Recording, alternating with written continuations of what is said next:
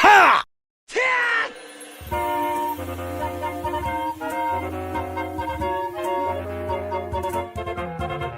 Hello, everybody. This is the podcast of time. I am the LEGO Zora. I am Bgoldbricks. And I am Hylian Bricks. And You're watching. welcome to a brand new episode of the Podcast of Time. Let's Yes. go. All right. So, brief intro. The podcast has changed a little bit, you might say. If you go to the channel, then you will be seeing brand new art. Isn't that wonderful, right? Whoa. Yeah, new it's amazing. Shout outs to the artists. Let me search for their Instagram username. But yeah, from now on we do have a new profile picture. We have a new thing. The screen is different, as you can see. We are trying new experimentations, and yeah, I hope you like it. So shout out to the artists. That's correct. Their thing will pop up on screen. That's correct. Yeah. And that's just continues our long-held tradition and responsibility to bring the absolute best quality entertainment and value for your time about To the all best things of our abilities, LEGO of course. and Nintendo related, all to the best of Brandon's ability. Dad, no, not just to the best of my abilities. All right, we're all putting in the same effort here. Yes, that's true. That's true. And That's you know, correct. and honestly, at this point, it's evolved from just Nintendo and Lego. It's other things too. Next episode, you'll see what I mean. But yeah. Every time you say something, and it's like you'll see what I mean, and sometimes I don't know what you mean. I'm talking to the But that's audience, not you. You already Yes. know what I'm talking about. It's because What the am- thing is, we record these episodes so separately apart that sometimes you forgot what happens in the last episode. That might be it. So, as a little refreshing up, is there any comments left in the last video so we can show some appreciation and react to some comments? Let me see some comments. Are there any comments? No, I'm actually not sure there's any. there's no comments. Okay, well then let's move on. So here's your cue to comments, and we will respond and show some love in the next episode. Yeah. All right, so the first topic pick up for discussion is some very extremely world-changing news that everybody watching is definitely going to. Definitely going to affect you, and so if you will be affected, which you definitely will. If you're would watching ask this, you to you'll be just affected. Yes, I would ask you to gather your friends and family close to you, give them a good hug because things will never be the same again. You might want to stock up on supplies, guns to start, then knives. Definitely going all the way down to needles even will be useful in your life. Yeah. There was a bit of an announcement about the LEGO Zelda set Yes. coming out in a particular date. That date is now announced to be September. That's right, September. This is straight from 1414 Falcon Fan, a very litigious source, very good source, scrupulous source as well. So this is I'm in shock and awe, as I have been for my entire life because of the miracle of existence. But this is maybe more shocking than the miracle of existence itself.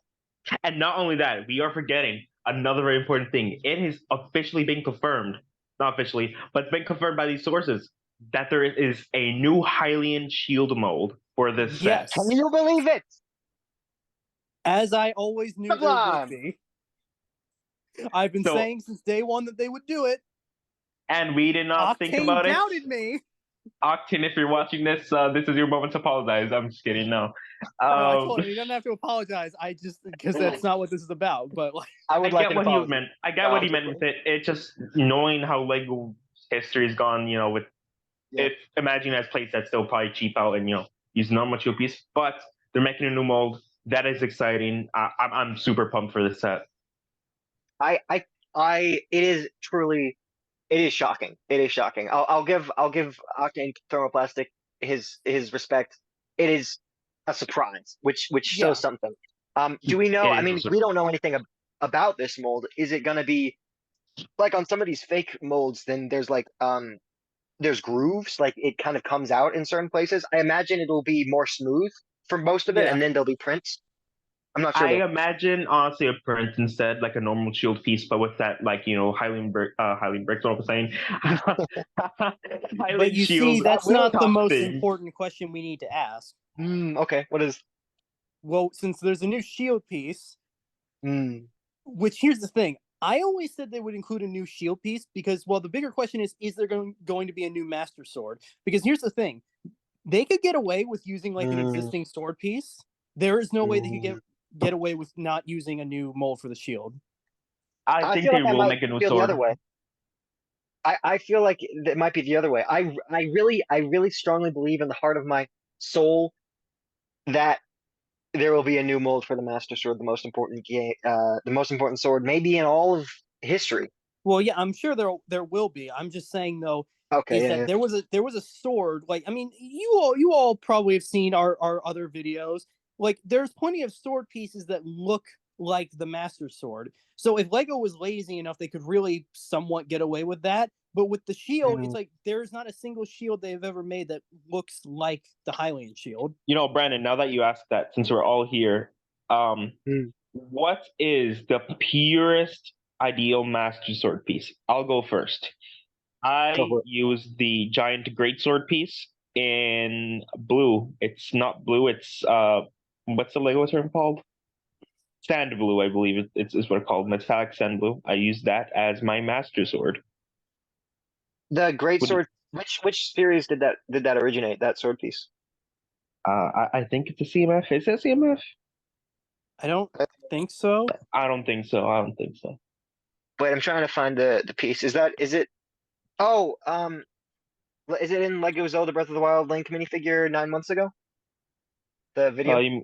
Yes, that one. But I recently got it in like metallic, Yes, sand blue.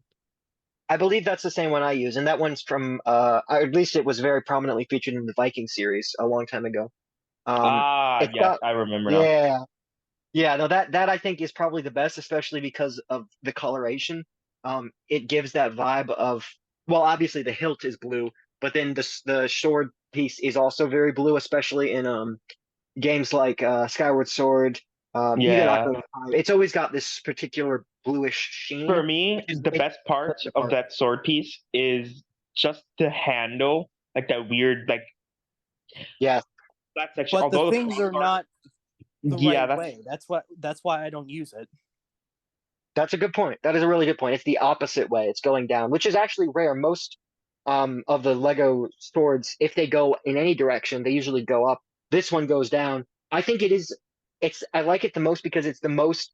The hilt does feel the most like the Master Sword, except for the fact that they're going the completely wrong direction. and the The pommel as other, well. The yeah, pommel shape is perfect. yes, the pommel shape. I will say that there is.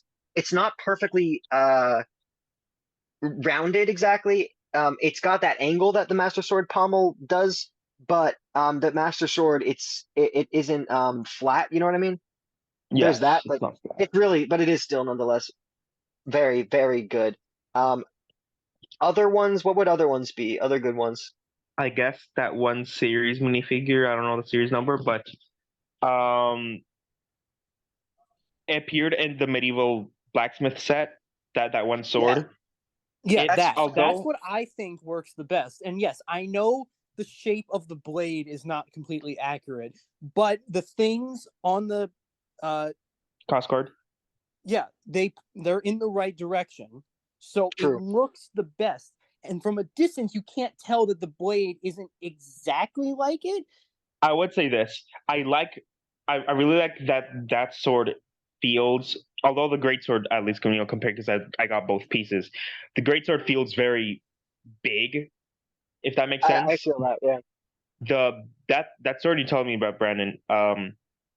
It is a lot more thinner, but again, the blade is kind of like the only thing that kind of like eh, and the pommel as well. I see that sword working more as a force sword, if anything.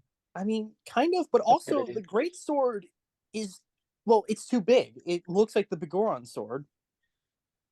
Interesting. I haven't heard that. For Big Goron Sword, I would say definitely the Nexo Nexo knife, Knife. yes. That, I mean, because it's just so big. Um, it does look.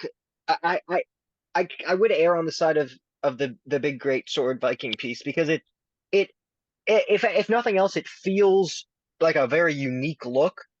I'm almost inclined to say that the we'll call it the blacksmith shop sword. It almost looks more like the Master Sword in some ways because it but it's also just so generic that it feels like it almost looks so much like the Master Sword just because it looks so much like a generic sword, and so it doesn't feel unique enough to be the Master Sword. The blade. The only part that's wrong about the blade, I would say, is the groove in the middle of the sword, where it just kind of goes in. Whereas the Master Sword, it's very flat on the top.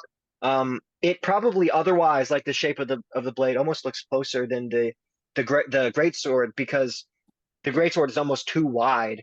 The Master Sword as well has a very unique blade, which is why I think that Lego. One reason I think Lego would make its own sword because it's like it goes out and then it comes back in a very interesting way, which I Oh think yeah, is that's very right. interesting. Yeah. So that I just listen. I think all these swords look great. And I know I said I think the great sword looks too big, but like, I mean, as always with these purist designs, Hylian pulls it off. Thank you. I appreciate that a lot, man. I'm Hylian Bricks, good at purist design.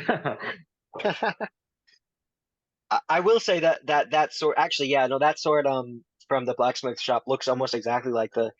I mean, not almost exactly. It looks a very much like the four sword because it does have that groove in the center. The four sword has that groove in the center. It also's got the round pommel as well as the sort of the shape. It looks a lot like it, although it is a I'm right bit. now I would say comparing both of because them. comparing both of which what? I'm comparing both of the swords right now, and I'm seeing what you're saying with the great sword piece. It just Yeah. feels unique. It feels empowering, if that makes any sense. Yeah, exactly. It's got that it almost like if you look at the Master Swords, like the real Master Swords on what would you call it? Handle, whatever you call it. That sort of cross guard, it looks like a frowning face, and I get that sort of angular, angry feeling from the great sword. I see what you're Though saying. this other sword does look a lot like the four sword, although it's I would say maybe too big because Yes, for like that a short that leg minifigure.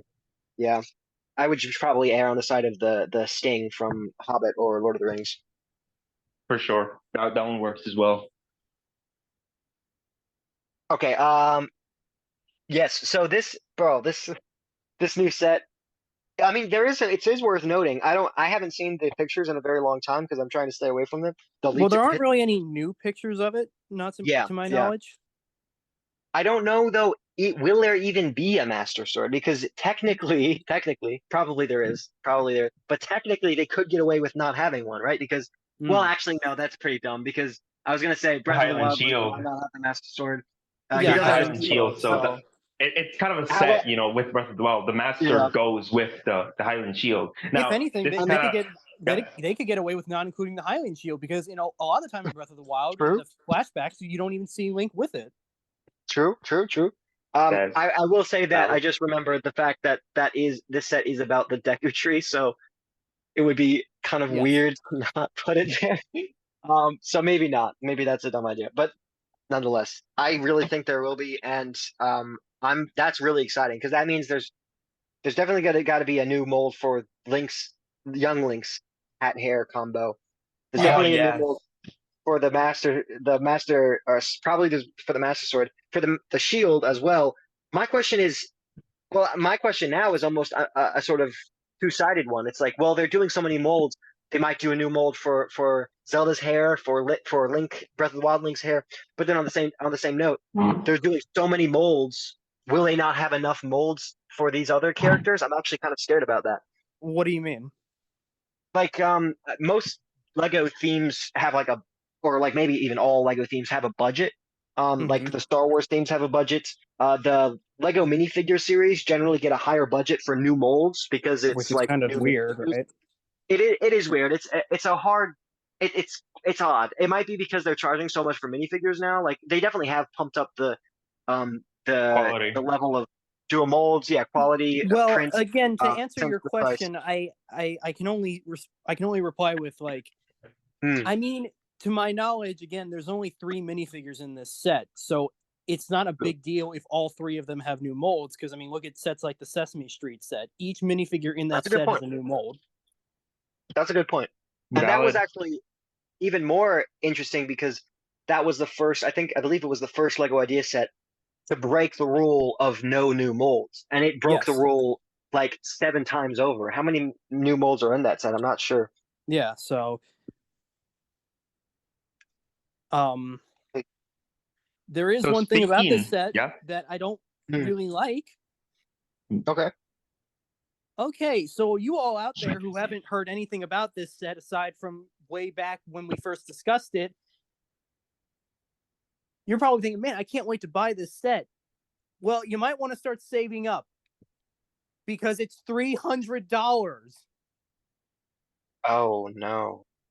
Yes, it is $300. Listen, I'm not usually one to say that LEGO is overpriced, but I've never in my life felt that with more than with this set.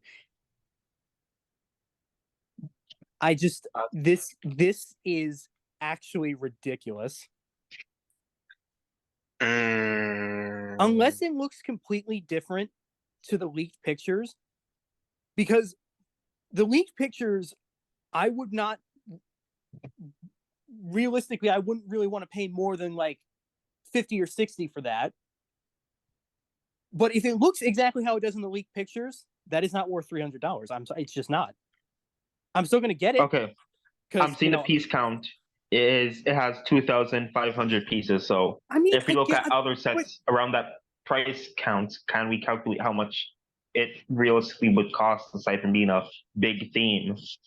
I mean, I don't be one to shy away from ever using price per piece because that doesn't really matter. I mean, again, if you watching out there can find the original leaked picture, look at that set and then comment if you really think that that's worth $300. I mean, of course, I know. Listen, I know that us Zelda fans, yes, in its own way, yes, of course, it's worth $300. We'd all buy it even if it was $500. I'm just saying though, is that what I was saying 2 episodes ago, how with Sonic and Minecraft, that one idea set became its own theme. The Minecraft set, I don't even know how much that was, like 30, and then the Sonic set was 60. This set being 300, this set being 300 really makes me actually worried because, like, that means that this isn't meant for the average consumer either. Anyone out there can theoretically go out and get the Sonic set, the Sonic Idea set, because $60 in the grand scheme of things isn't too terribly much. But this is $300. That's near the same price as a Switch. You could buy a Nintendo Switch instead of this set. Oh God, yeah, you could buy you could play Breath of the Wild instead of this game, instead of this set. That's why I think this is overpriced. Because Zora, you have the Lord of the Rings set that came out last year, right? Technically, my brother has it. I've seen it though. But how much was that? That was like 500, right? I'm gonna go check, but I believe that's accurate. Rivendell, right? Yeah, and I've seen that set. It comes 500. It comes with a ton of minifigures. This giant city, basically. And all these unique building techniques and all of these things, that being $500, I mean, I still think a little bit, but that makes sense. This set, which again, look at the picture, it's not that big of a set, and it only comes with 3 minifigures. So this is a really good concern. This to me, I feel like this is almost going to hurt the chances of getting more Zelda sets, because with the Lord of the Rings set, that makes sense to me. I mean, I don't want to speak for Lord of the Rings fans, but I don't know if that's like a thing that still has new content. I don't think that. So there only being one new set. I mean, that's the thing. Like the theme, I don't know how well that's sold or anything like that, but there was already a Lord of the Rings theme, so like us getting this one big set makes sense. But this is the first Zelda set, and it's $300. I just don't like. Imagine if the first Lego Star Wars set was that price. Do you think we'd get more sets? I don't think we would. I do still Again, think the I'm set not will be saying this very set won't sell successful. well. I do think that a lot of people are going to buy it, but like this, it really is just confirming like what I've been trying to, well, not trying to say they don't do, because I admit that they do it, but this really reinforces the whole Zelda is not meant for your average kid thing. Because a kid isn't going to want a $300 set with only 3 minifigures and a tree. You know? Yeah. So like this really, they're really saying with this, collectors only. True. I mean, they're not even saying, they're kind of forcing it. They're kind of forcing. I mean, yeah. That's why I think this is overpriced. Like it feels overpriced just so they can reinstate that. Just so Nintendo can really be like, see, kids aren't going to want to buy it. I'm actually scared now because of what you're saying. I'm actually scared because before I was like, well, it's going to maybe be, let's say, a hundo, maybe 2 hundo. And but hearing that it's 3 hundo, at first this is my initial reaction. My initial reaction is, well, that is almost exciting if you think about it at the very beginning, because you think, well, okay, 300, we saw a very blurry image, and I assumed 200. Yeah. I And again, imagine listen. There's a good yeah, okay. chance that picture is not it, because I think that was just like I don't want to say the prototype, but like what was submitted. So there's a chance that like when the set comes out, it's the entire tree. Like not just like I'm actually not sure about that. Well, I don't know. I'm just saying. Yeah, for sure. Yeah, well, fair, yeah. Because a lot of the time with these idea sets, like they're different from what was submitted. So I don't remember if the picture that leaked was of the final set. So I don't know. Like the Sonic set was really different from what was submitted. Like we were supposed to get the Death Egg robot with it, and we didn't. But, well, to be fair, this is not a Lego idea set. This is a fish. This is no, it's not. It's surprising because there's so many Lego idea sets for Zelda, but yeah, this is not one of the Lego idea sets. But it said it was part of Lego Idea. I could have sworn that it said that it was part of it. Oh, yes. So there was a Lego Ideas, they hosted what was it? A sort of what do you call that? A survey, that's right. They hosted a survey on Lego Ideas saying like how much would you pay for these different sets, but that was really more so just to find pricing, I think, for some degree, or demand, something like that.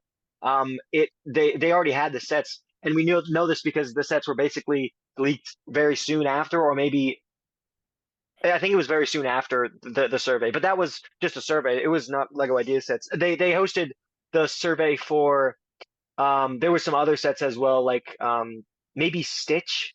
That might be the case. There were some other sets that they hosted there.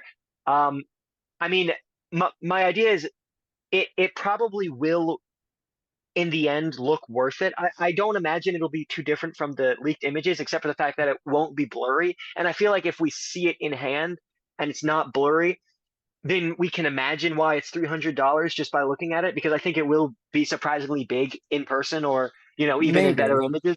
That's my guess. But you're very right, because even though, well, okay, it's $300, it's much more expensive. It looks a lot cooler than we could have thought it looked at a cheaper price.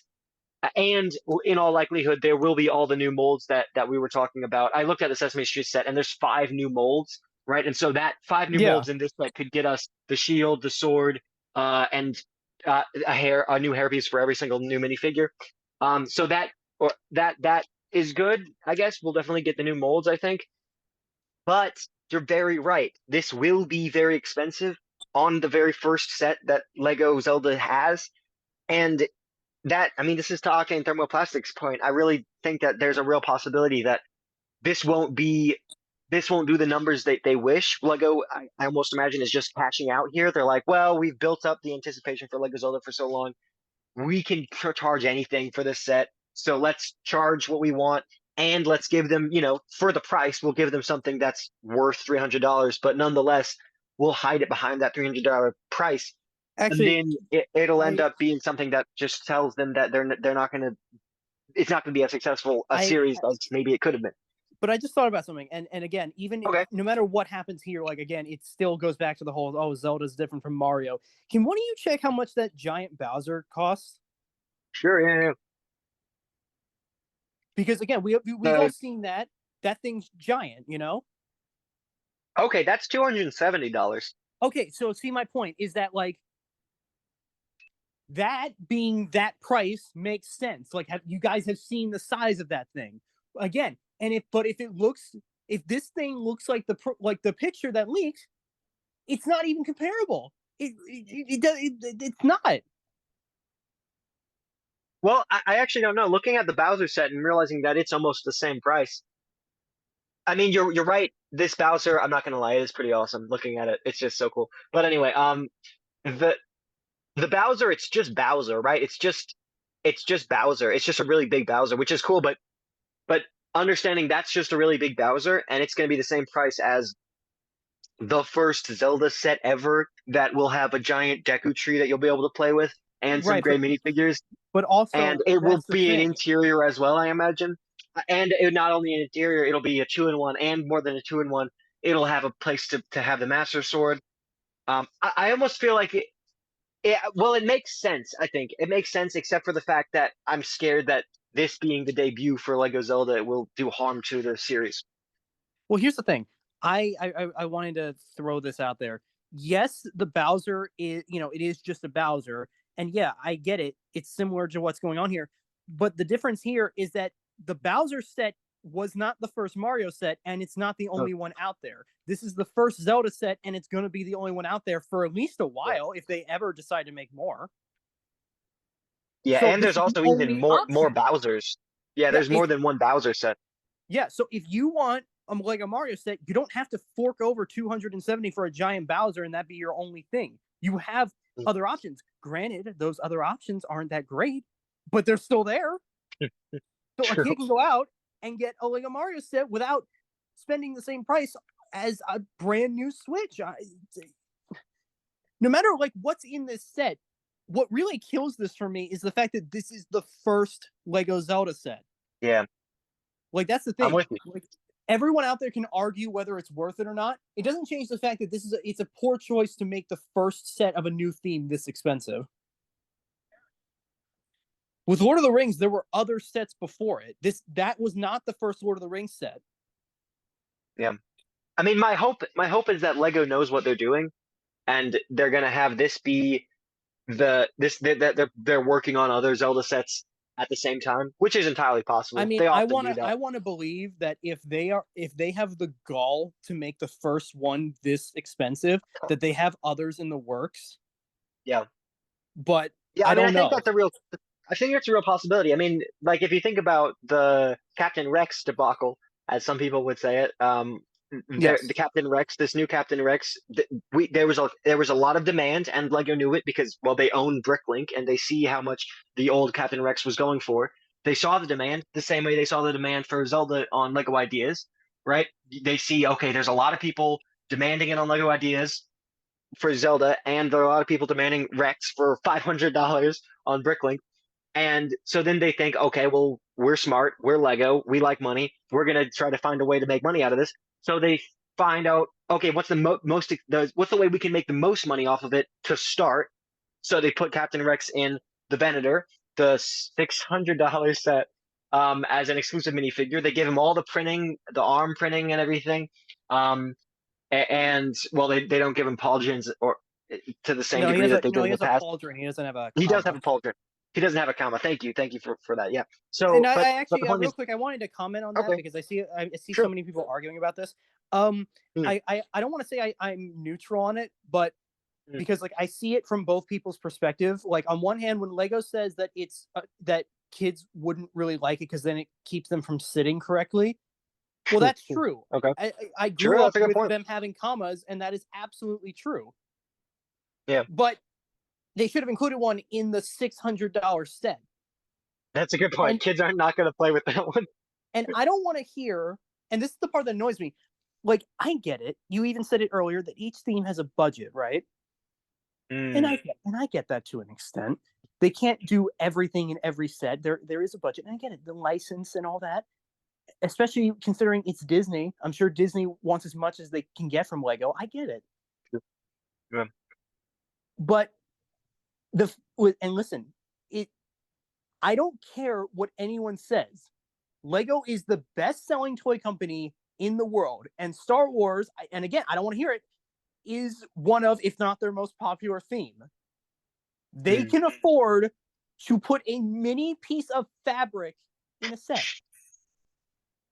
They can. That's true. They can. I've I gotten imagine. into so many arguments about this with people who say, "Oh, they only did it back in the day because the license fee was cheaper." So what? You have I don't people imagine the who license are fee would not be being cheaper funded. back then. Like, there are so many custom makers out there. Clone Army Customs. They make custom pauldrons and commas all the time. They don't have they don't even have half the amount of money that Lego themselves do, yet they can do it. So I'm just saying, whatever the license fee is, they can afford to do it. If they want to say the reason they don't do it is because of, the whole sitting down thing, fine. But I don't want to hear anyone say it's because of the license fee. They can afford to do it. They don't want to do it because of that sitting down thing, which is fine. But they could have done it in the $600 set where he just stands there. Yeah. I imagine in that instance it was more of consistency, because if they're doing it in the smaller sets, then which it would make more sense for play in the smaller sets that kids are going to play with, then they might want to do it in the bigger sets. So when you put them next to each other, they look similar, which is a fair idea. Still, it is baffling. It is what would it be? It's very funny that they would be, well, oh, we don't want to put it on them because of playability in the $600 display set where they have a display piece for them to sit on. That's kind of funny. I'd rather them give that excuse than them or someone else saying it's because of fees or like the cost. It's like they can afford it. If this was one of their like more experimental things, like you guys have seen the Dream sets, right? Like, look at that. That whatever's in those sets costs more than a piece of fabric. Each Sonic set has a unique mold in it. They can afford, if they're charging this much for the first Zelda set, they can afford to do things like this. True. And back to the point of the Zelda set, my fundamental point with that would be there's a real possibility they're doing the same thing with Captain Rex, because they released Captain Rex in the big set. They're trying to make the most money off of it because they know there's so much demand that's been built up. And then I hear they're releasing a smaller set with Captain Rex, Microfighter with Captain Rex. It's been said that it's going to be the same Captain Rex. I have a hard time believing that. Yeah, I don't think so. Arm printing on. I really have a hard time believing that. Well, they did for the Mandalorian, but that's a good point. That's a good point. But usually not for clones. For clone troopers, they don't generally do that. From what I don't want to say this because I don't think this is true, but is Captain Rex the first clone to have arm printing? He's not. He can't be, right? I don't know. That's a good point. That's a good point. Unless you count like the that one with the blue arm, because I know he had printing. Did he? I know Jack 14. I know he had a blue arm. I don't know if he had arm printing though. Yeah, there was like a electricity on it. Oh, maybe so. Maybe so. Yeah, he might be. Yeah, I think he is. Oh, okay. Well, they did do on some of the Bad Batch. Oh, right. All right, there you go. I'm actually not. Wait, hang on. I might be wrong on that. I believe so. No, they did. Yeah, Echo. Echo had arm printing. Okay. Okay. Yeah. Okay. Cool. Yeah, it was actually just Echo though. Okay. Okay, that makes sense. But yeah, so I'm just saying they can afford to do things like this. Yes. So yes. So they can afford that, and it might be the case that since they're gonna They did a very expensive set with what's his name, Captain Rex, and now they're doing the smaller set with Captain Rex. They might do the same thing with Lego Zelda. They're gonna, well, there's all this built up demand, really $600, really awesome set that anybody who would want Lego Zelda could get, and that would be great. And then they release more Zelda sets later, at a cheaper price, and it's likely that they were kind of figuring out what set would have Captain Rex in it. Both of the two sets that have Captain Rex in it, they were probably figuring that out. At the same time. It wasn't like they make the big set and then they figure, oh, well, we'll also do this. I imagine it was thought up at the same time. And I think it might be the same case with Zelda. I imagine they're thinking, well, it's $600 set, that's going to make a lot of money, but then we won't be tapping into that, younger market, people who have less money. So we're going to release the giant set, get all the people we can on that set, get as much money as we can from that, and then release the smaller sets afterward. In a way where people almost don't even know that there's going to be more sets. They just think there's going to be one. They get that one, and then there's going to be more. That probably is the smart way to go. And I think that's a good thing to know as well. Yeah. So that is, yeah. I've had a headache all day. It's worse now that we've thinking about all this. Sorry about that, man. No, it's not your fault. It's their fault. Shit. Come on. I hate ranting on them, especially with how great the Sonic sets are. But God, do you want to talk about the Sonic sets now?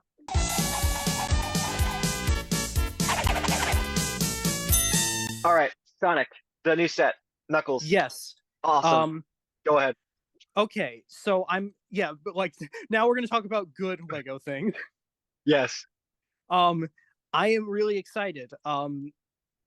Like I've been saying these past two episodes, the Sonic sets are the most fun I've had with Lego since 2020, and it's really great to see that we're getting more sets.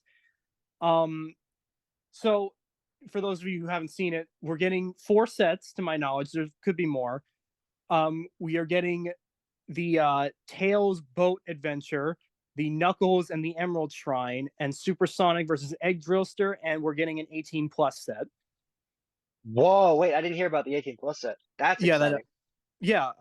I'm part of me thinks it's just gonna be a Genesis, in all honesty. That's very possible.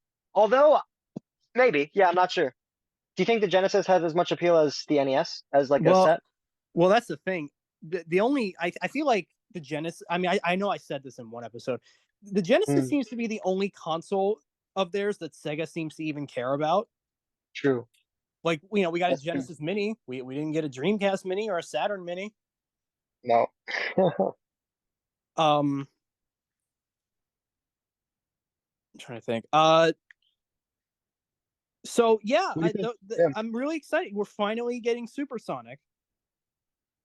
Yes, of course. I am. Yeah, of course. I want to say 75% sure they're going to reuse the Shadow Head, which is fine.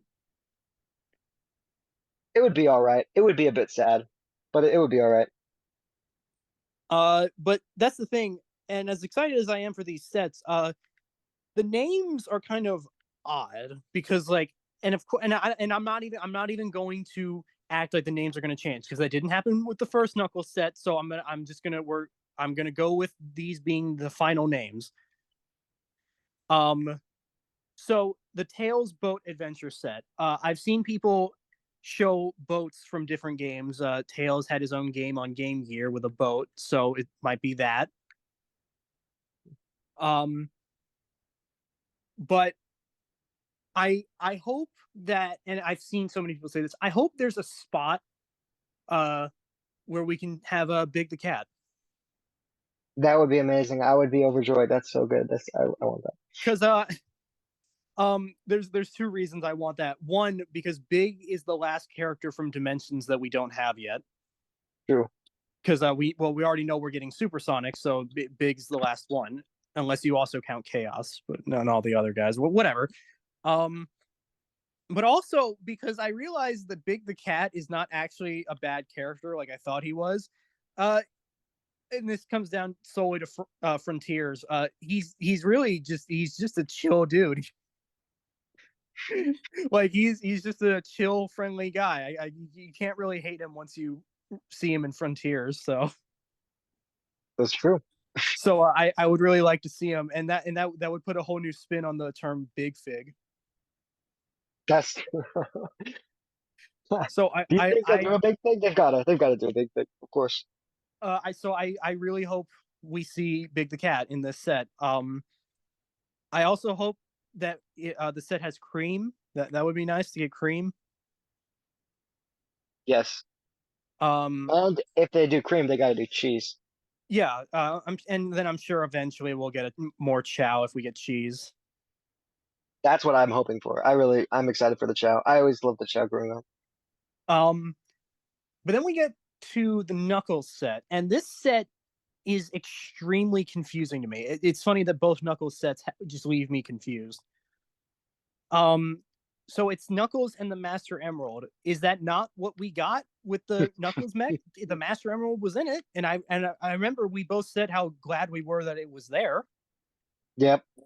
I imagine it'll be a little bit bigger of a display. Do you think it'll be the same mold? Do you think it'll be the same mold? Do you think they'll do something different with it? I'm not sure. Okay, I want to say it would be the same mold because that's the thing. They're not it's not coming out too long after the first one, so I don't know why they would do two different molds in such a short amount of time. That's a good point. Good point. But and remember earlier I said I had a theory. So I have a theory as to what this set could be, although I am extremely doubtful that this is what it would be.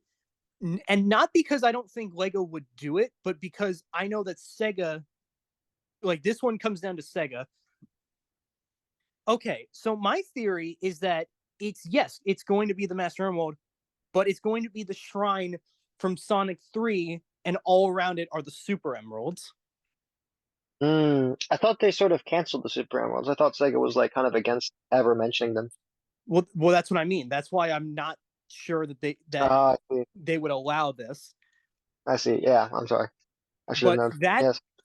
To me, that would be the best way to go with it. Because, like, I noticed that in Sonic 3, when the Master Emerald is taken from Hidden Palace, it never goes back there, except in Mania, I think.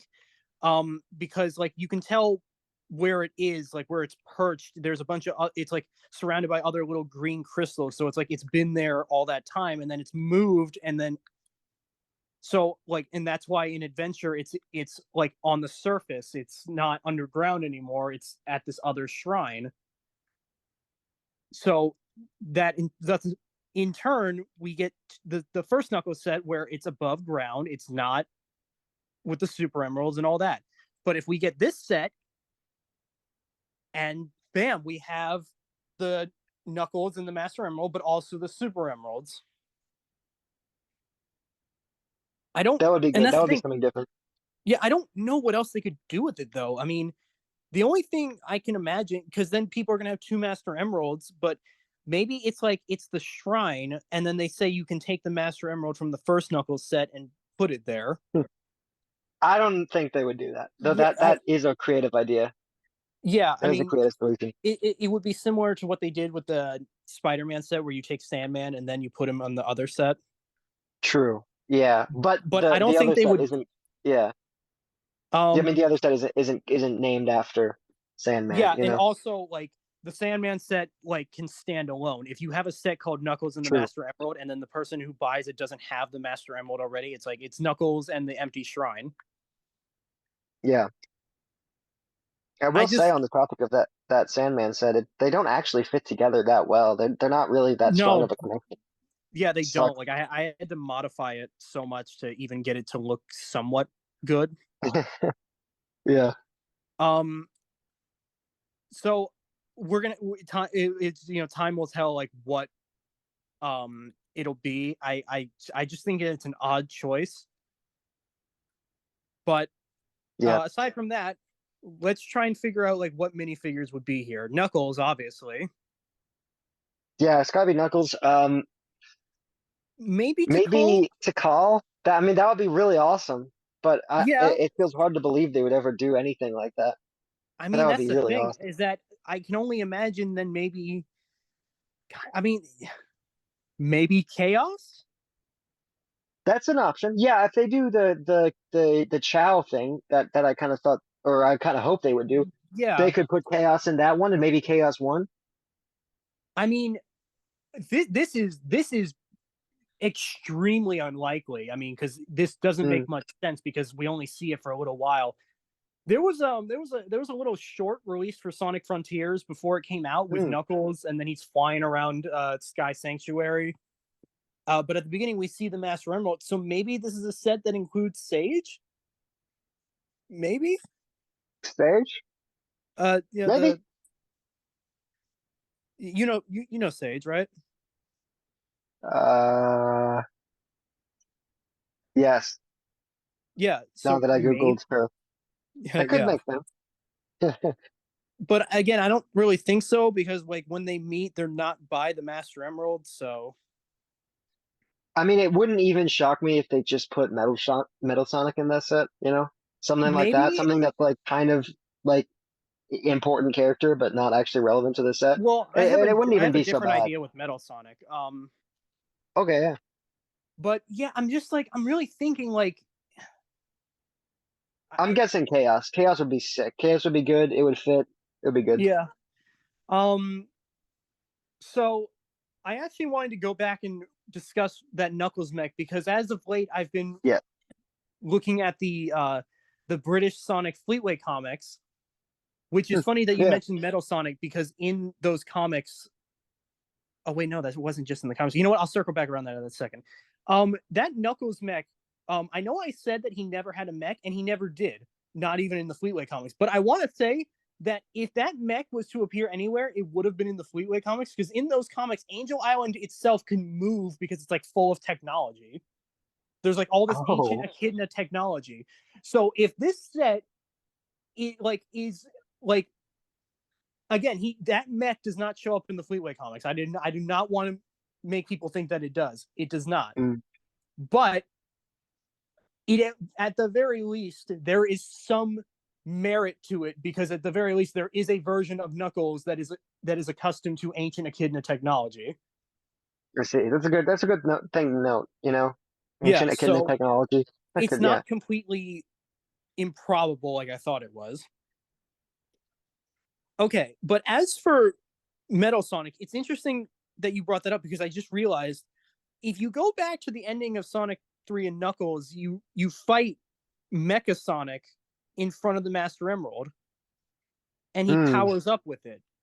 So maybe that's what it'll be. Good idea. That's a good idea. Yeah, that's a good idea. You think it'll be Mecha Sonic? I feel like Mecha Sonic is a bit out there. Like just a I bit. know he was in Dimensions, but like it would just be the Metal Sonic. Yeah, I mean it was more of a reference in Dimensions and less of a like, committed Lego thing. But that's not it's not nothing. That's a good idea. Yeah. So and then we have the next set. The last one aside from the 18 plus, we have Supersonic versus Egg Drillster. Not what I was hoping. I know I said it last time. I was hoping for perfect chaos, but it's fine. Yeah, this makes more sense. The Drillster, just another Eggman thing. And this set we actually have a brief. We have a little bit more information of it. Okay. So the Egg Drillster is the first boss of Sonic 2, for those who didn't know, but I'm sure you all did. I don't know. Like that's again weird choices all around. Like all of these sets like are weird choices if you ask me. Well, yeah. I mean, we were kind of talking about last time, just like what direction they would go in, and the direction of just kind of turning it into a Eggman mech. There's a lot of Eggman mechs to make, and they all are iconic enough because it's the Eggman style, which is an iconic style. That kind of makes sense. But this set we have one detail about it that it comes with a lab build and something to like shoot Supersonic with, like kind of like the Speed Sphere. So I was kind of right that like they would have something like that for Supersonic. That's nice. But when it says lab build, that's where I think Metal Sonic comes in. Interesting. You think Metal Sonic will be in the set with Super Sonic? I feel like that's a bit of a that would be a lot of good things in one set, which feels hard to believe. Well, I mean, I'm trying to look at it from like how Lego handled the last $100 set. It was Sonic, Amy, and Eggman. So this time it's Sonic, Metal Sonic, and Eggman. True. However, those were all minifigures that were available in other sets. Like all Well, three of the yeah. minifigures. It's possible that these would be all available in other sets, but there Well, also have been a lot of lab builds. I mean, not for Sonic. The only other one is like Tails Workshop. Like, and there Well, was there a was little. Yeah, there's like a little was, thing in the Death Egg robot, but that's not really a lab. It's mostly just like that's true. I almost want to call that an outpost. No, that's possible. That's possible that they mean something else by lab. Oh yeah. Yeah. Also, another thing I got wrong in previous episodes was I said that they don't include all 7 emeralds in the first wave of sets. They do. I just couldn't see the red one because no picture of the loop set shows where it is. It's behind the big loop, so there's no way to see it. So I thought, oh, okay, they just don't include it. Oh God. Understandable. Do we want to? We're kind of getting close on time here. Oh, let me think.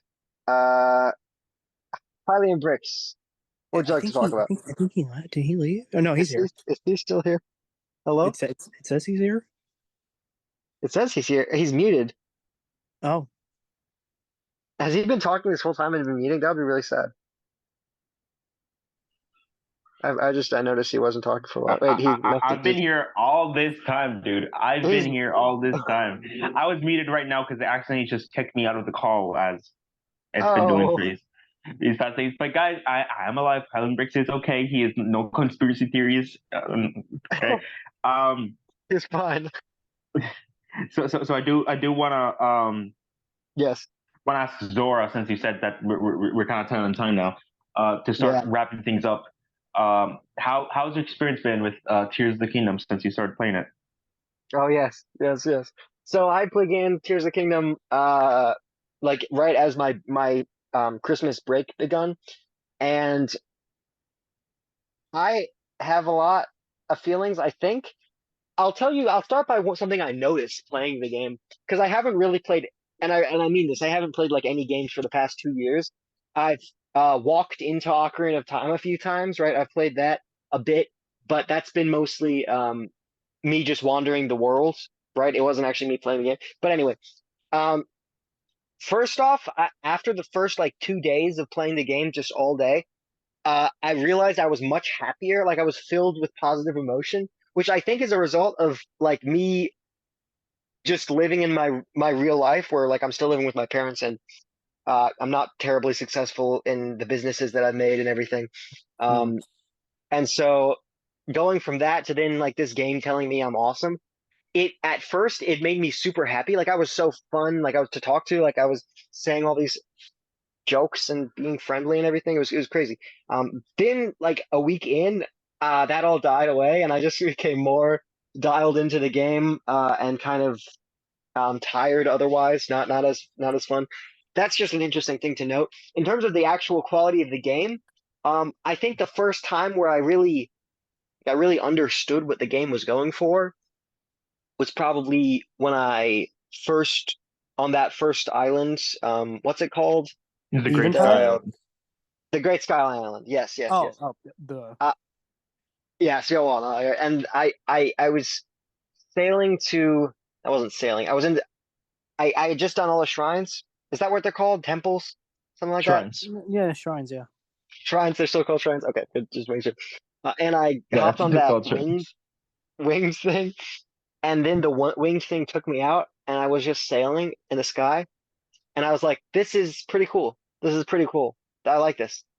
I will say it really does feel just like it's like a kind of a sequel to Breath of the Wild, and it doesn't feel like it does a lot outside of the formula. Well, that's not even true, because they've added so many new mechanics, like all of the new abilities that you have with the Purapad, which, by the way, Purapad, I feel much more uncomfortable saying than Sheikah Slate. It just feels weird. Have It's you like have you is read that the her lore house? behind it? The lore of just like the fact she made it, or is there something else? Yeah, the fact that it was the Purapad lore. Basically, it was Robbie, the guy who designed it and stuff. Purah just finalized it, and instead of Purah being Purah, she's like, oh yeah, it's my pad.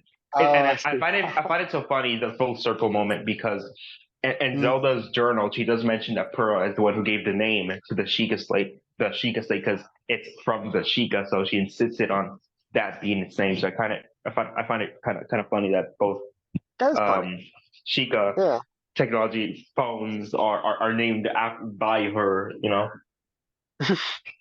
that is actually that is very funny. That kind of does add to it. Although still, it makes me feel uncomfortable every time I say it. But that helps. Um, That's and that Brandon's there's a favorite lot of item. things that It's still my favorite item. no, you like the picture that you can take of with the Purr pad of Purr. That's your favorite item. There you Yeah, exactly. See, Zora gets it. go. There's a lot of things though in the game that feel like that, where it's just like you've just changed this very slightly, and it's the same structure, and that just feels a little bit gross. Although to be fair, that's what Well, Zelda what do you has mean it feels often gross? been. Like the shrines. I mean, it's like these are like it feels like the plot is really bending a lot to try to make it the same game. It's Well, you like know what? really Well, all here's of the thing. the I feel the same okay, way to an okay, extent because, like, I think about it like mm, this: in Breath of the yeah, Wild, you granted, the Breath of the Wild didn't have like a little tutorial area before like Tears does, but in Breath of the true. Wild, you wake up and a voice guides you. Mm, You mess around in a cave for a little bit, then you walk outside, and whoa, it's bright. yes, And then as you stare off into the horizon, the title appears, and then you're supposed to do 4 shrines so you can get into the Temple of Time, which both things are the Temple of Time, by the way. true, which is very odd. And you're going around picking up sticks and doing shrines where you get your 4 main mechanics. That's what Mm, I'm saying. It's literally it's the same thing, just being done differently. yes. I heard someone describe Tears like this, and I don't really like this considering, how much I love Breath of the Wild, but this guy Mm. basically said that Breath of the Wild was like almost a tech demo and that this is the finalized product. I mean, to be fair, the Mm. developers did feel like like Tears of the Kingdom they exhausted every single possibility of this overworld to like the infinite max. So like, there's nothing else they see that they could add. Like this is the perfectionist, like the peak of the Mm. peak. I think I would kind of agree, except for one aspect, which is the dungeons, which is I mean, it's a massive disappointment. I mean, I'm not one to overstate things, but they because and I say it's a massive disappointment almost as a compliment because they were built up so well. I think the first one I went to was the water temple, which it was such a cool build up, right? The No, the the build story ups for this with temple Sidon. is really nice. For all of the temples, the Yeah, build ups are incredible. Especially yes, the yes. Wind Temple. Yes, Oh yeah, oh scaling man. up Like the when I Storm was and playing, Dark. like for some reason, like even though we've been waiting for this game for like 5 years, it didn't click with me for a little while. It's like, wow, we're here. I'm doing it until I was millions of feet above the ground trying to get to the Wind Temple. There was just something about doing that just says to me, yeah, I'm here. Yes, I'm doing it. exactly. The Wind Temple. So far, I haven't played the Gerudo section yet. Um, nor have I completed the game all the way. But the Wind Temple was definitely the best. However, it was a very sad feeling because I saw the Wind Temple. I went to it. I didn't do the quest yet. I just went up to it. It was a bit harder without the wind in my back from the kid or whatever. What, you can But I do it got all the without way him? in. Well, I got into the temple itself, and I couldn't do it because Oh, I needed the ability. So I was stuck there, and I couldn't. There was no warp point. You had to have the kid to have the warp point. So I had to then leave.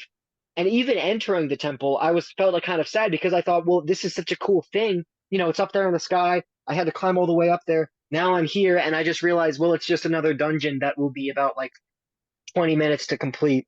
It'll just be a matter of walking around it, turning it on, and then I'm done. And that was exactly what it was. It was kind of disappointing. Whereas back in the other games, you would have such a cool build up, and then that would lead to something that would be like its own huge challenge. Like I was playing Majora's Mask, like the month prior, and I was doing the water temple in Majora's Mask called what's it called? The freaking I can't even remember the name of it. Oh That's my God, fine. I'll remember it at some point. Great Bay Temple. Yes, the Great Bay Temple. Thank you very much. It's a great name, the Great Bay Temple. And I was doing the build up, and the build up was awesome, right? You get this pirate fortress you got to sneak through, and then you got to fight the giant eels from, I believe it's the same model as from Mario 64. But there's a lot of them. Yeah, no, it's crazy. And there's these giant eels you got to defeat, and then you can finally get to the wings to the Great Bay Temple after curing the depression of Azora. You finally get there. There's a freaking giant turtle. There's all of these things, which to be fair, the buildup might even be better. Like in retrospect, I played Majora's Mask a lot more, so it's almost the shock value is kind of lost on me. But if you think about it, that might be more shocking and epic than the Wind Temple, right? The Wind Temple is this one thing, which is actually really amazing and cool, but it's just one thing. With this, you get Pirate Fortress, you get the depressed Zora, who has like a really good story behind her. You've got the eels, then you've got the giant turtle, and then you get to the dungeon, right? So you've got all of these awesome things that build you up, and now you're in the dungeon, and it's one of the best dungeons there is because there's so many different ways to go, and you have to learn the dungeon. You can't just look at the map and go to the points, do the freaking thing in like 2 seconds, and then be done with it, right? Because the thing is, there are so many ways to solve the puzzles in Breath of the Wild and in Tears of the Kingdom, which is awesome, except for the fact that there's like there's 4 puzzles, and they are told to you where they are. You go there, and then there's like 18 different ways to solve it, and so it's like, where's the challenge? There's no it's just so boring. That's really what it is. It's just boring. But then you have the best example of this whole thing. See, you're talking about the build up and then it being something incredible, right? Mm-hmm. And then you look at the peak example, the Forest Temple. Oh man. You see it when you're young Link. You see it near the beginning of the game. And yes, exactly. How do you get there? And the buildup is insane because, like, I feel like sometimes at some point, you forget about it, but then, like, when you get back there, you're like, wait, I've been here before. Yeah. And now with this hook shot, I can get up there. And you get up there, and just by the first notes of the music, you realize these dungeons are not a game anymore. This isn't a kid running around. This is life or death. This is you trying to save the world. I would say this though: if you feel like the temple, the Wind Temple, Tears of the Kingdom, disappointed, I would say this: even if you don't like the temple, the build up of it is just so great. Seeing Rito Village, going to the temple, seeing like the temple. Seeing the stable being like closed because the windstorms there, and like it's now where crap, I forgot her name. Where that one NPC now she owns a business there of the newspaper, and that's super cool. Like you've seen her in Breath of the Wild just collecting data, writing rumors, and now she's actually like has like this mini business of the newspaper. And you see the Rito Bridge broken. You got to use the acorn to fly up. But I think that's a nice little pine cone. Yes, that and just seeing Rito Village in that state. And the depressing music as well. Like the music is different. It's just kids. Like all the parents are out there seeking for food. You really do feel a sense of like emptiness in the area. And when you find Tulin and Teba, it's like whoa. Again, like you see Teba, it's like whoa. But then it catches you off guard because Teba is completely kind of absent in the game. In all honesty, which is kind of funny to me. But we'll get to that later on. But the best part of the Wind Temple for me has to be the boss Colgera because the music is so freaking good. Yeah. The Dragon Roost Island theme, the Wind Waker nostalgia inside of me just burst at that moment. I could imagine that. It was so good. there are a lot of really good moments in Tears of the Kingdom, like getting the Master Sword. The realization of like, oh, it keeps moving. And at first I thought, well, it's just kind of teleporting between a few different points. And so I just need to stay at one point and then it'll show up. But then realizing that it's moving constantly. And then like I go up and I'm flying around, I'm trying to reach wherever it is, and then I see where, the spot where on the map it says it is, there's a dragon, and I'm like, oh wait, hang on, what if he's on the dragon? That build up and then realization and then that and then it being on that dragon and desperately trying to pull the sword out. That's a really good moment. The only thing is, it feels like there's a lot of really good moments in Tears of the Kingdom, but it's like you just run into them almost. And I'm gonna try to All right, explain but in all what I fairness, mean it by was that. like that in Breath of the Wild too. True. No, I'm not saying in terms of it being different from Breath of the Wild. It's just an exaggeration on the point from Breath of the Wild. The reason I say it's like you run into them is because in other games, when there's a cool thing that's so awesome and the style is so awesome and the sort of archetype is so cool, like the being on a dragon trying to pull the sword out, when all of those things are working together to look so cool, they put those things at important parts in the story. And so it's not just that the thing is cool, it's that it's been built up to in this cool way. Even if you didn't know what was coming, seeing the Master Sword for the first time in Ocarina of Time, right? You've been playing the game for this, right? And so when you're there, this is going to be important and impactful. And then when it's done in a cool way, or if at the time cool. you had played A Link to the Past first, you're like, oh wait, that's the Master True. Sword. That was a big deal in A Link to the Past. Exactly. Well, yes. That's true as well. But in the game, it's also been a big point of the story to get there.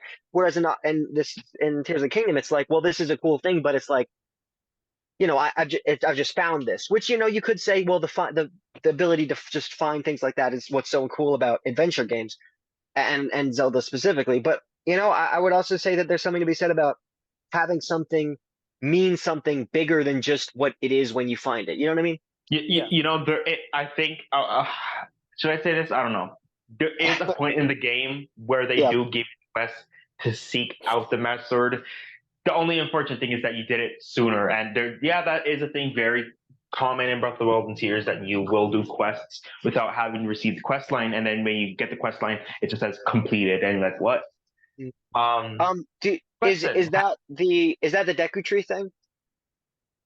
Or is it something else? They actually give you a quest to search the Master Sword later on, very late in the game story. Oh, but I want to ask you this. I do want to ask you this. When you got the Master Sword, the thing, have you caught on yet? Have I caught on yet? Have you caught on yet? I'm just gonna ask that because I don't want to spoil. Because if you know what Brandon, you know what I'm saying, right? Yeah, I do. Okay, good. Just the fact that Zelda was sent to the past. Brandon, help me here. Brandon, help me here. Help me. Okay. Yes, you're right about that. You're right about that. Zora, have you watched all the memories? That's what he's basically trying to ask. I haven't watched all of them. I watched the one related to the Master Sword, and I was slightly. I think I don't remember exactly what it was that happened in the cutscene, but I do remember I was slightly confused. I imagine what I do remember is the Master Sword was sent to the past to Zelda, who is in the past, and then healed it, I believe, something like that, and then. Well, I'm gonna say this, so it's no spoilers, so you can at least prevent the same thing happening of the Master finding it early. Finish the temples that you're remaining. Go to Hyrule Castle. Not on the Hyrule Castle Chasm. Don't go there yet. That's final game. Do not go there. I'm telling you, do not go there. Do not go there. Do not go to the Faron region. Do not go. Region. Do not go to the Faron region. Don't go to the Faron region. What's happening in the Faron region? This is so exciting. Do not go until you're gonna catch on. You're gonna catch on the story when it's like, okay, but wait, I'm gonna be free. I think he already knows. Zora, you know that thing with the Ganondorf face, right? I don't think. Oh, I do remember. There was a point at which I thought he was about to make it, and then I don't think he did. Okay. But like you've seen that, right? Like you've seen that face, right? I haven't seen it in the game. I don't think, Oh, unless it was in the Okay. Master Sword cutscene. No, no, it you're good. You're wasn't. It good. was in the. It was in the It's in scene. Faron. It's in Faron. The Is it location of the Veron? memory is in Faron. Okay, okay. So I did go. So that's interesting because I did go to the chasm, and I think I was looking around to see if there was anything there. I saw a few. I think I saw one hole that led somewhere, but there was like too many monsters, and I couldn't get through. And then Yeah, I also remember I went into the room in Hyrule Castle I that really hope the the boss was Ganondorf in. face is one of the things that like is slowly fading into the screen right now, like with all the other things we've talked about. That would be good. Um, But but yeah, but I did go into that room and there wasn't a boss in there, and so maybe it's somewhere else there. Or maybe I need to wait. I'm not sure. no, you're good. You're good. But Just I'm trust the pro. Just trust okay. the game. Okay. Now I'm telling Okay. you, do not go to Faron. You can go just the Bridge of Hylia until there. Do not pass that until like Okay. there's gonna be a point in the game where you're like, okay, But I'm gonna go there now. but the And do Yiga, not right? There you hold go. on, Brandon. Pause. Hold on, Brandon. Hold on. Hold on. We'll get there soon. Oh. And do not go just Faron's guy. No, Faron Depths either. And do not trust me. There's a bargainer statue nearby, but do not go to the Daya Village chasm. That's a ruined village. Do not go through that chasm. I am promising you, I swear, do not go there. The I don't Dega even Village remember what's Chasm. there. That's Daya where Village chasm. is that in Faron? That is near Faron. I don't even remember what was over there. Hmm. Do Brandon, Man, this is so weird. This is so What? just do. I'll tell you some other time, maybe. Now I'll text Okay. it to you. don't go to the depths. Don't go to the depths of Faron. Don't go to Faron, and don't go to the Dega Village Chasm. Okay, you could walk to Faron, but I rather you not because again, it maximizes the experience of it all. You know, if you don't go there. Okay. Okay. I got you. Oh, And this is so fun. This is so fun. So you telling me the things I shouldn't do. so That makes me when you complete the all the temples, like you kind of already kind of know what you got to do, right? It's gonna trigger some stuff, and you're eventually gonna know when you're gonna have to go there for some certain A or B reason. Now, Yep. to what so fun. Brandon was gonna say, you can go ahead and ask him. Okay. Have you seen the stuff with the Yiga yet? Have you Some gotten of it. what's the ability called? Ultra build.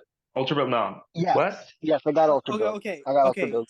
So you know about Ultra a certain. hand. Ultra hand. That's the Ultra that's Hand. Same No, thing. wait. Whatever. Ultra hand. Matt. What?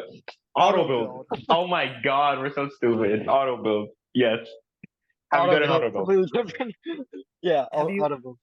you got auto build? Yes. Okay. So you've run into a certain someone. Yes. Yes. Yes. I see what you were talking about before, where he fell into the hole. That makes so Yeah. much sense now. Yeah. Because there's a whole world under there. Yeah. And how great is it to see him again? Huh? That is a good question. Honestly, uh, Well, here's the thing. I saw a video. It's the same guy who said that Breath of the Wild was basically a tech demo, and this is the full game. He said that when he played Breath of the Wild, he's very disappointed by Master Koga, which I think we all were. True. Just a little bit. A No, little bit at Tears least. gives the Yiga clan justice. This game, Tears Yeah. gave But- the Yiga clan 100% justice. But then he said when he saw Master Koga in tears, now that he knew what to expect, he was like, "Oh, here's this idiot again. It's good to see him." Oh yeah. So basically, now that you know what to expect from Master Koga, seeing him is a bit more enjoyable. But Would considering I where say you that? haven't gotten to in the story yet, I'm going to stop it here. But Hylian knows exactly what I'm talking about.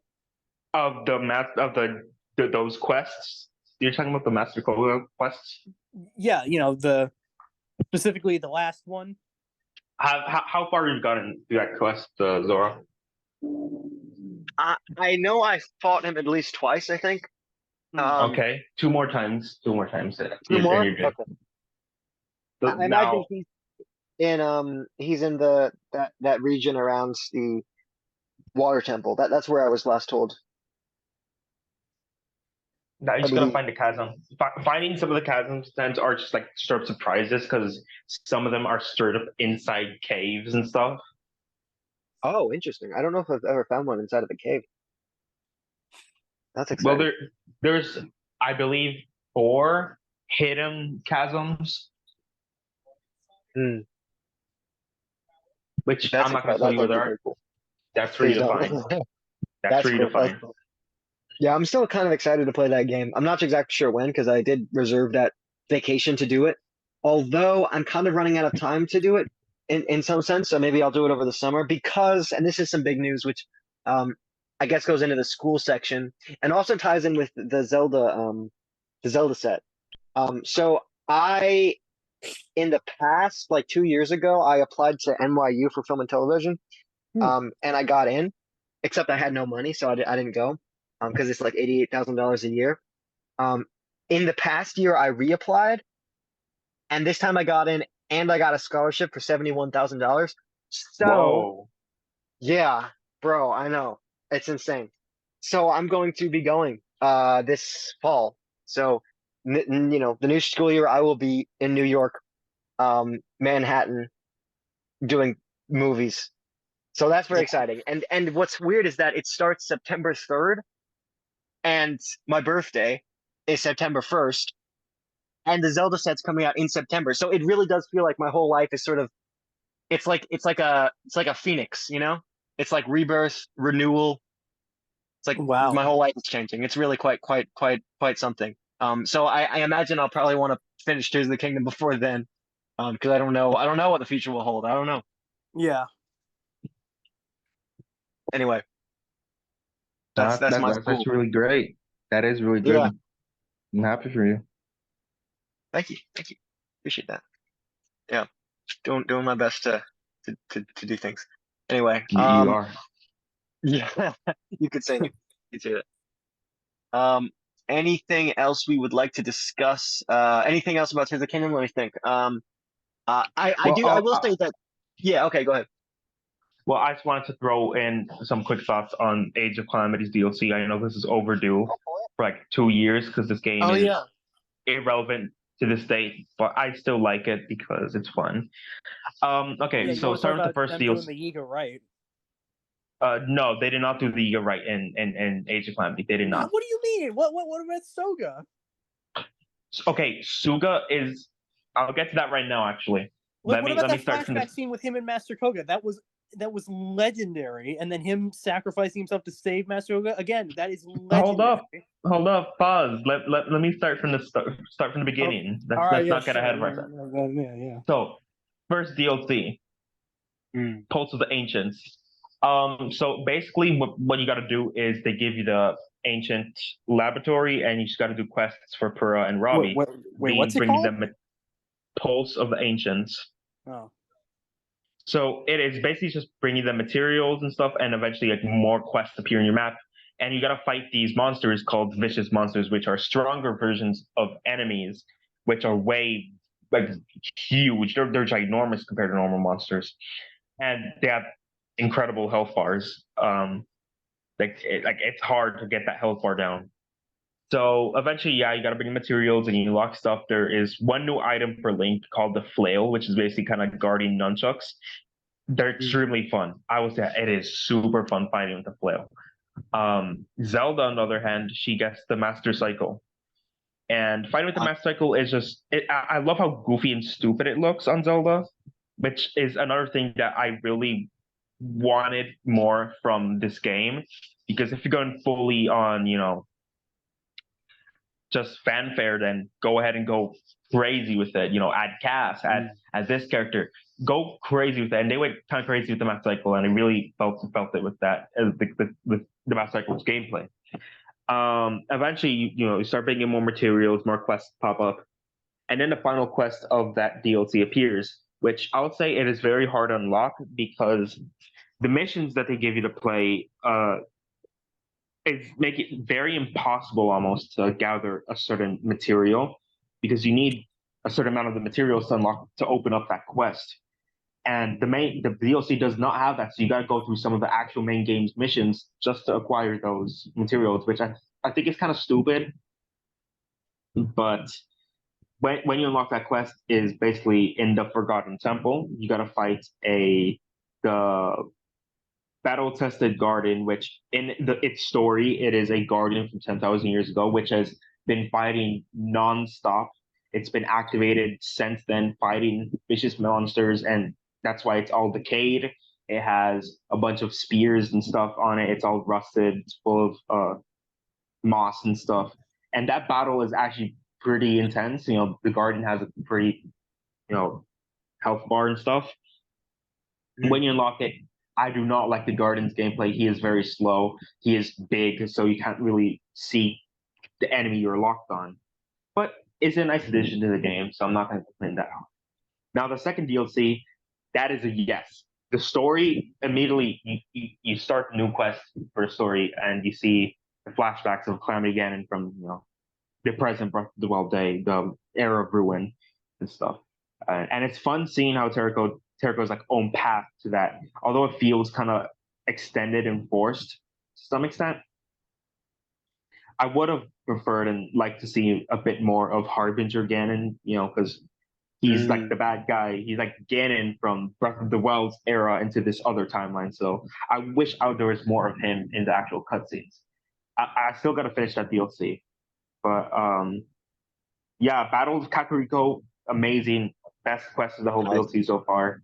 The music is in like peak Kakariko Village theme and Hyrule Warrior style. It goes hard. As for one thing that stuck out of the new quests, I hate that the game acknowledged that there's two Sidons in the same world, because that's an actual cutscene, and I hate it with a burning passion because it's so weird. Like they try to make it cute, but no, it's just it's just weird. I don't want to see Sidon carrying his little self. That's weird. Another thing which kind of ties in a lot with Tears of the Kingdom, which I really do admire, is Tulin, because there's a quest in the Lost Woods where a portal just opened and a young Rito's there. So Teba insists like, "Yo, Rivali, let's go, gotta save this kid," and it just happens to be his son, and it's like, whoa. And in that quest, well, he at the end cutscene, it's like, "I want to be like you, Master Rivali. I want to be like you," but then Teba's like, "You gotta surpass your old man first." And it kind of goes full circle with Tears of the Kingdom, because he ended up being better than his dad. And sadly enough, kind of better than Rivali, but again, you gotta argue again, because he does have a secret stone. If Rivali had a secret stone, he would be more powerful. I do believe. But yeah, and as for Suga, as you're saying, unlocking that quest was incredibly difficult. So you got to play over that quest like twice just to unlock Suga. Now the cutscene, yes, that is justice. Suga is a character that gave justice to the Yi clan as a whole, even in the main game, because again, the Yiga sucked in Breath of the Wild. They're cool and all, like they're assassins, but then you see Master Koga and he's like, "I'm a joke." Suga is the serious Master Koga that we wanted, and they gave him justice with that one cutscene. Even in the main game, they gave him justice. Like he's cool, like he's not scared. Like you see him in front of Aster, like put him in on a chokehold. Like he's not scared of this guy. Like he thinks the prophecy guy thinks he's Calamity Ganon or something, but he's not. He's not Ganon. So Suga's not afraid. The cutscene is incredible. I would say that. And that's kind of where I'm at the game at the moment. I have one last quest to do, which I imagine is where you fight mutated Ganon. And I'm excited for that because I've built that guy in the past, but I never fought against him. So I'm looking forward to that. Yeah, totally. I mean, it sounds like it's thoroughly enjoyable. I mean, the Battle of Kakariko Village as well. I mean, that's just one of the coolest names ever. I mean, come on. So if you like if you liked Age of Calamity, just playing it, and you don't care about the story, go ahead, play it. The story's goofy. The DLC story is very goofy, but you're gonna enjoy it still. You're gonna enjoy it. that's fair enough. I guess. Yeah. It's sort of odd. I feel like Age of Calamity might be the story is more thrilling than Breath of the Wild, I think, in some sense. Yes. But it's at the same Yes. time more goofy. It's more goofy. It doesn't take itself as seriously, and for that, I think it lacks. You know, if it had the seriousness of Breath of the Wild, but the story could have been one of the greatest things ever, honestly. But The cutscenes of the game are really good. It just kind of yeah, fell apart the whole dream of it once the future champions, or now the sages, I guess, traveled through exactly. time. That's kind of when it started going downhill. And I find this kind of funny with Tears of the Kingdom, actually, that Tubba at the end of Age of Calamity was like, I'm so glad I can finally see the face behind the champion. So he's all disappointed because he knows that Rivali is a jerk. So I like to imagine that after Breath of the Wild, he says quit. He quit on his dream of being a Rito warrior because he's so disappointed about Rivali. So he says, you know what, I quit. I quit. Tulin, have my bow. I quit. This thing sucks. like he's I imagine that's my head canon. It's kind of funny. It's fun. That's good. All right. Well, I mean, I guess is there anything else? I mean, I don't think so. I did have one last thing, but I don't know. Like, I don't want to keep us here too long. I mean, I'll try to. We can sum it up. Sum it up Okay, quickly, all I right. guess. I'll try not to be too long with it. I just wanted to mention that, like, I find it very annoying. Like, I used to find it annoying when other people would say this, but like looking back, it's very true. It always annoys me just how Nintendo always makes their consoles underpowered compared to everybody else. Oh yeah, yeah. Like the NES was doing fine because obviously it was better than Atari. But then the Genesis comes out and nothing on NES looks like it. And then the one time Nintendo has more powerful hardware than their direct competitors is with the Super Nintendo. The Super Nintendo, from what I've heard, was more powerful than the Genesis. But then with the N64, it's like, yeah, sure, like maybe it was more powerful than, I don't know, the Sega Saturn. I don't know, but the PlayStation came out, smoked it. And then the GameCube, the same thing.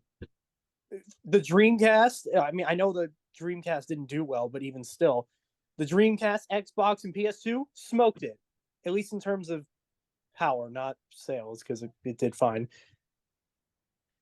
Also, I love how there was a time when everyone didn't like GameCube, but now everyone reveres it as one of the best. I just think that's funny because I always have. I've always thought it was one of the best. But then you have the Wii, and again, the Wii did amazing. You know, it sold great, but you can't tell me that thing was not underpowered compared to the Xbox 360 and PS3. It just was. Like that, like I've heard people say that the Wii is basically two GameCubes stuck together, and I kind of have to agree. and it's just like, and then you have the Wii U, which I've heard was less powerful than even the Xbox 360. I don't know if that's true or not, but like, come on. Like, I don't get it. I really don't get why. Like I get it. Nintendo's always been like, oh yeah, fun on a budget, but like imagine how good Breath of the Wild and Tears of the Kingdom would look if it had the same power as like the PS5. Like, That is an enticing question. Yeah. There is, I mean, look at Breath of the Wild, how it runs on Steam Deck. It runs pretty nice. That's the thing. From what I've heard, Breath of the Wild runs at 30 frames per second. I've seen mods where it runs at 60, and you can tell the difference. And I don't want to hear that the Switch can't do that because Mario Kart 8 runs at 60. Well, Mario Kart 8 isn't Breath of the Wild though. Same as Skyward Sword HD as well. If anything, Skyward Sword HD, I believe the frame rates are higher than the original Skyward Sword.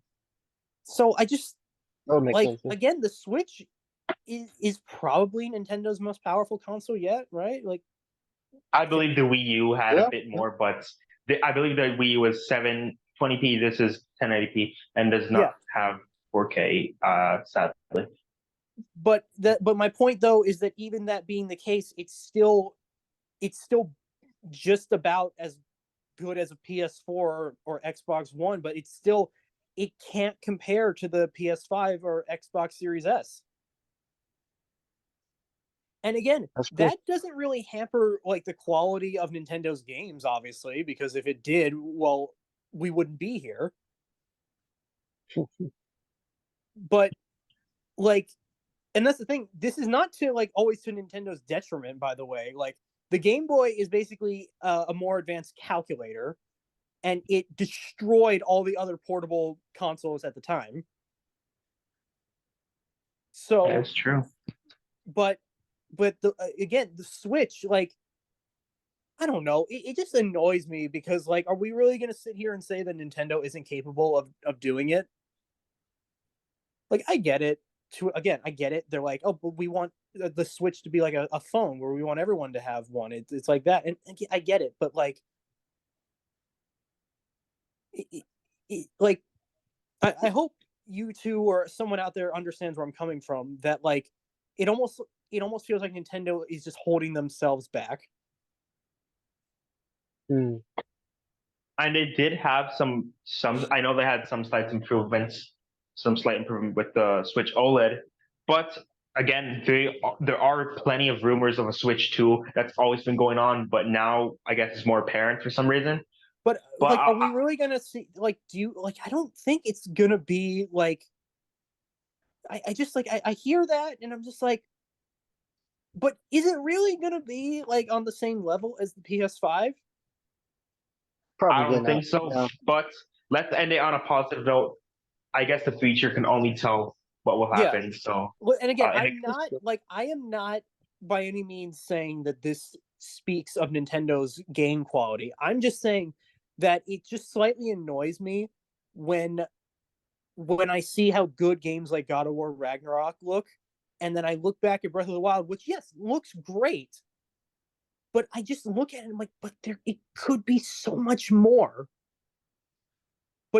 But I still look at Breath of the Wild and I'm like, but it's still a masterpiece.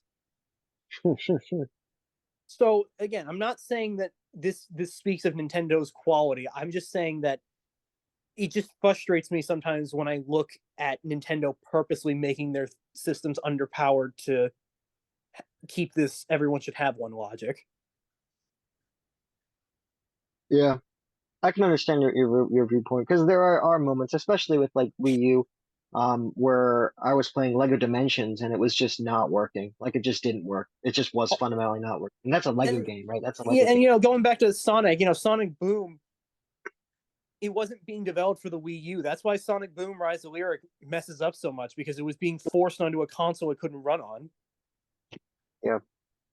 So that just annoys me. That's understandable. That's very understandable. But when it comes to consoles, I want to hear what people gotta say in the comments. So yeah. So if anyone's watching still, let us know your favorite console in the comments. Why?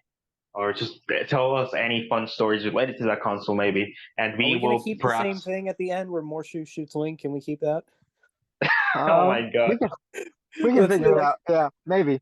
Okay, I'm not sure. I mean, we might change the intro, but like, I really want to keep that because that always. I do like the outro as well, especially at the end of episode 10 where like you didn't play it, where you played me going sorry, like, and then Hylian, are we still recording? That's a classic, man. Yeah, like we gotta, and especially with how episode 11 ended, where like in time with the ending of the music. Yeah. So well, everyone, it's been a pleasure and an honor as always. Yeah. I'm excited for next month. We'll see if we can get somebody else who we may know to talk about it. Yeah, so we'll do what we can. But as always, thank you all so much. Thank you all so much. Yeah, it means a lot. It does mean a lot. See you all next time. We will see you next time. Remember, watch Spider-Man Golden Years, watch LEGO Zora, watch Hyrule Champion. Thank you. And again, we will see you next time. Yeah, do not commit adultery. Do not commit adultery. I am Bgoldbricks. Silence. Because it's you. That's you. Oh, okay. Okay. No, cut this out. This is blooper. Okay, no, we're leaving this. No. We're leaving this in because last episode I said Zora, include the thing of Patrick, and you're like, oh, well, I think it would be funnier to not include it just to make you angry. Yeah, and you didn't include it. So, my we're God. leaving this in. Yeah, we're leaving all this in. We're leaving all this in. Yes, you gotta be raw. Okay, let's do this again. Let's do this again. Yeah, okay. I'm the LEGO Zora. I'm Bgoldbricks. And I am yours truly, Hylian Bricks. And wow, we will see 5 you episodes, right? next time. Buy those Sonic Explosions! Explosions! You're very hype, Mr. Beast! Oh! No.